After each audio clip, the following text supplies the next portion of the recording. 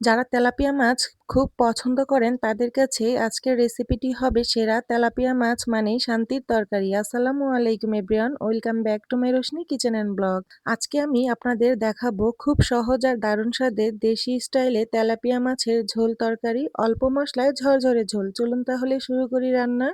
আমি আমার পরিমাণ অনুযায়ী এখানে 5 পিস মাছ কেটে ধুয়ে পরিষ্কার করে নিয়েছি। এখন ভেজে নিব। এর জন্য দিয়ে দিলাম হাফ চা চামচ লবণ, হাফ চা চামচ হলুদের গুঁড়ো আর হাফ চা চামচ লাল মরিচের গুঁড়ো। এখন হাত দিয়ে ভালোভাবে মাখিয়ে নেব।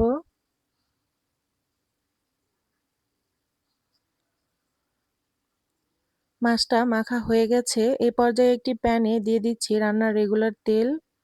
তেলটা গরম হয়ে আসলে এক এক করে সবগুলো মাছ দিয়ে ভেজে নিব। চুলাটা মিডিয়াম আঁচে এক পাশ মাছটা ভাজা হয়ে গেলে উল্টিয়ে নিচ্ছি। একইভাবে আমি অন্য পাশও ভেজে নিব।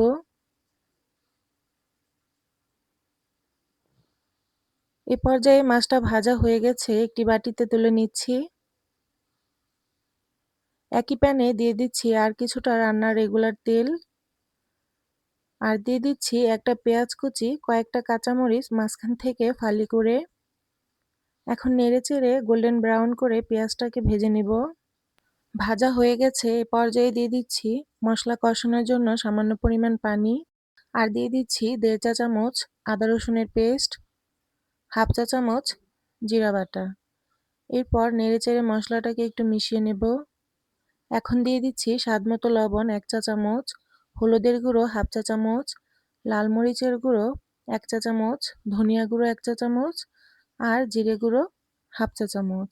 লবণ আর মরিচের পরিমাণটা আপনাদের পছন্দ মতো দিবেন। এখন মশলাটা নেড়েচেড়ে যখন মশলাটা উপরে তেল ভেসে আসছে, এই পর্যায়ে আগে থেকে কেটে ধুয়ে রাখা সিম আর আলু দিয়ে দিচ্ছি।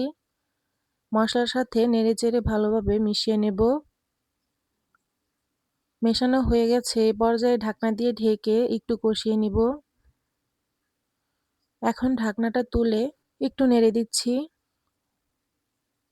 ভালোভাবে কষানোর জন্য আমি আবারও ঢাকনা দিয়ে ঢেকে সুন্দর করে কষিয়ে নিব। ঢাকনাটা তুলে নিলাম। আলু আর সিমটা কষানো হয়ে গেছে। দিয়ে দিচ্ছি আগে থেকে কেটে রাখা 3টা টমেটো আর ঝোলের জন্য পরিমাণ মতো পানি। এরপর নেড়েচেড়ে টমেটোটাকে সিম আলুর সাথে মিশিয়ে নিব। এখন ঢাকনা দিয়ে ঢেকে চুলার আঁচটা বাড়িয়ে বলক উঠিয়ে নেব। এ পর্যায়ে বলক চলে আসছে, ঢাকনাটা তুলে নিলাম। এখন একটু নেড়েচেড়ে ভেজে রাখা মাছগুলো এক এক করে দিয়ে দিব। সবগুলো মাছ দেওয়ার পর একটু নেড়েচেড়ে মিশিয়ে আমি আর ঢাকনা দিব না, এইভাবে ঝোলটাকে টানিয়ে রান্নাটি করে নিব। দেখতেই পারছেন আমার কিন্তু তরকারির ঝোলটা অনেকটাই টানিয়ে আসছে আর আমি এইভাবেই ঝোলটা রেখে নামিয়ে নিব। আপনারা চাইলে ঝোলের পরিমাণটা আরও বাড়িয়ে বা আরও কমিয়েও নামাতে পারেন। তো এখন আমি একটি বাটিতে বেড়ে দেখাচ্ছি। মাশাআল্লাহ, দেখুন কতটা লোভনীয় হয়েছে। বাসায় যদি একবার এভাবে তেলাপিয়া মাছের তরকারিটি রান্না করেন, ইনশাল্লাহ সবাই খুব পছন্দ করবে আর মজা করে খাবে। তো আজকের রেসিপি এই পর্যন্তই। কেমন হলো অবশ্যই কমেন্টে জানাবেন। রেসিপিটি ভালো লাগলে চ্যানেলটিকে সাবস্ক্রাইব করে লাইক শেয়ার করে পাশেই থাকবেন। আজকের মতো এখানেই বিদায় নিচ্ছি। আল্লাহর রহমতে সবাই সুস্থ ও ভালো থাকুন। আল্লাহ হাফেজ।